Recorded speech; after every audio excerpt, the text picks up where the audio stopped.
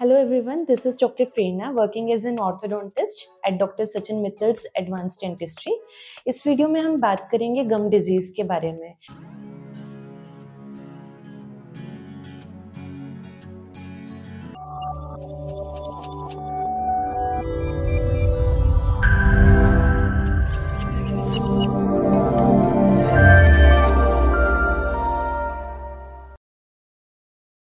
गम disease एक बहुत ही common oral condition है जिसमें हमारे टीथ के सराउंडिंग टिश्यूज़ जो हैं वो इन्फ्लेम हो जाते हैं और अगर सिविरिटी में जाए तो ये हमारे बोन को भी इफ़ेक्ट कर सकती है। तो बेसिकली गम डिजीज़ होती क्यों है?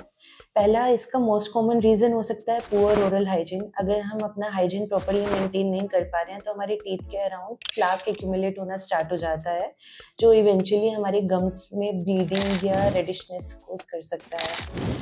सेकेंड एक मोस्ट कॉमन कोज हो सकता है स्मोकिंग। जो लोग स्मोकिंग करते हैं उनका डायरेक्ट इफेक्ट आता है हमारे गम्स और बोन पे।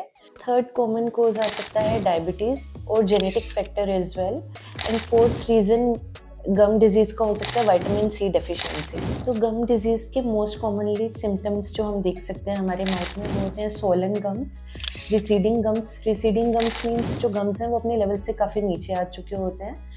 रेडिशनेस ऑफ गम्स जो हैं स्वेलिंग की वजह से रेड पड़ जाते हैं। ब्लीडिंग होना हमारे गम्स से। टीथ मोबाइल हो जाना लाइक दांतों का हिलना भी एक गम डिजीज़ का साइन होता है। तो गम डिजीज़ को हम कैसे प्रिवेंट कर सकते हैं? फर्स्टली हम ओरल हाइजीन अच्छे से मेंटेन कर सकते हैं जिसमें हम ब्रशिंग 2 बार करें, दांतों की फ्लोसिंग 2 बार करें, रेगुलरली माउथ वॉशेज़ यूज़ करें और हम स्मोकिंग क्विट करें।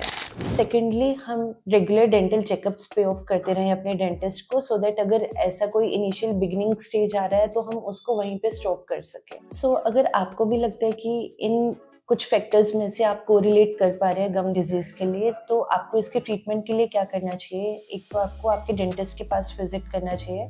हमारे पास 2 तरीके के प्लान्स होते हैं। अगर it is an initial stage of gum disease तो हम स्केलिंग करते हैं।